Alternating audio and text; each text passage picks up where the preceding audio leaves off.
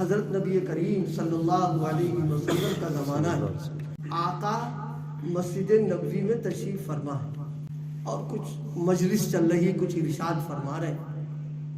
تو آپ نے دیکھا کہ مسجد کے صحن میں ایک صاحب ہے جو کھڑے ہوئے ہیں. موسم کھلا ہوا ہے, دھوپ ہو رہی ہے, اس میں کھڑے خاموش. نہ وہ مجلس نبوی میں آ رہے ہیں, نہ وہ سائے میں آ رہے ہیں, نہ وہ بیٹھ رہے ہیں, نہ کسی سے بات کر رہے ہیں, کھڑے ہیں خاموش. آپ نے پوچھا کون صاحب ہے؟ تو حضرات صحابہ کرام نے فرمایا حضرت یہ ابو اسرائیل انصاری, حضرت ابو اسرائیل انصاری, انہوں نے روزہ رکھا ہے, لیکن روزہ رکھنے میں انہوں نے طریقہ یہ کیا ہے کہ نہ بولیں گے, نہ سائے میں جائیں گے, نہ بیٹھیں گے, اسی طرح دھوپ میں کھڑے رہیں گے.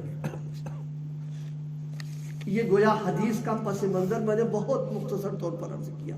میری بات تو سمجھ میں آ گئی نا بھئی؟ روزہ رکھنے کا شرعی حکم یہی ہے, صبح صادق سے لے کر کے سورج کے غروب ہونے تک نہ کھانا نہ پینا, نہ گھر والی سے خصوصی معاملہ کرنا. بھئی یہ روزے کی بات ہے.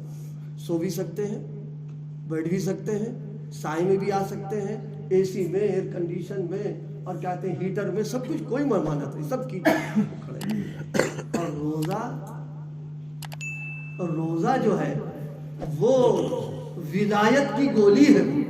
میرے حضرت رحمت اللہ علیہ کے الفاظ میں ولایت کی گولی ہے, لیکن اس گولی کو وہ اپنے حساب سے استعمال کر رہے تھے کہ ہم کھڑے رہیں گے دھوپ میں, اور جناب والا سائے میں نہیں جائیں گے, ہم بیٹھیں گے نہیں, ہم بات نہیں کریں گے. آقا کی نظر پڑی, فرمایا مرو, ان کو حکم دو, فلیتکلم. یہ اپنی طرف سے روزہ, اپنی طرف سے عبادت کرنا چاہ رہے ہیں, اپنے انداز کے اوپر. فرمایا نہیں, فلیتکلم, فرمایا بات کرو. ولیستظل, اور دھوپ سے ہٹ کر سائے میں آ جاؤ. ولیقعد, اور بیٹھ جاؤ. اللہ کے نبی نے 3 باتیں ارشاد فرمائی. اس کو فرما کر آپ نے بتایا میری موجودگی میں قرب الہی کا طریقہ تم اپنانا چاہ رہے ہو. قرب الہی کا طریقہ وہ جو میرا طریقہ ہے کہ میں روزہ رکھ کر کے میں بیٹھتا بھی ہوں, میں سائے میں بھی رہتا ہوں, میں سو بھی جاتا ہوں. لہذا میرے طریقے سے بڑھ کر کوئی طریقہ نہیں ہوتا ہے. لہذا سب ختم کرو. فَلْيُتِمْ صَوْمَهُ, اور روزہ میری طریقے سے پورا کرو. یہ حدیث ہے جو حضرت نبی کریم صلی اللہ علیہ وسلم نے ایسے موقع پر ارشاد فرمائی. ایک موقع پر حضور نے صحابہ کو تنبیہ کی تھی.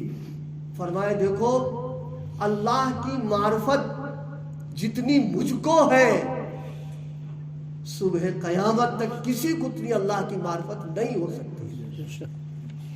بلکہ میں تو یہ کہوں کسی کو معرفت مل رہی تو انہی کا صدقہ ہے, انہی کا صدقہ ہے جو مل رہی ہے. فرمایا اگر معرفت کا اور محبت کا تقاضا میرے طریقے سے ہٹ کر مجاہدات کرنے کے اندر ہے تو فرمائے من رغب عن سنتی فلیس منی, میرا اس کا کوئی تعلق نہیں. اور جب آقا سے تعلق ہی نہ ہوگا تو راستہ تو بھٹک گئے, ولایت پہ کہاں پہنچیں گے جا کر کے. اس لیے میرے دوستوں, میرے بھائیوں, بہت مختصر طور پر میں نے عرض کیا کہ اتباع سنت یہ بنیاد ہے, اور ولایت کا دروازہ کھلتا کب ہے یہ ایک موضوع ہے جو اس وقت عرض نہیں کرنا کیونکہ وقت پورا ہو چکا ہے. ہم سب یہ ارادے کرو کہ ہم سنتوں پر عمل کریں.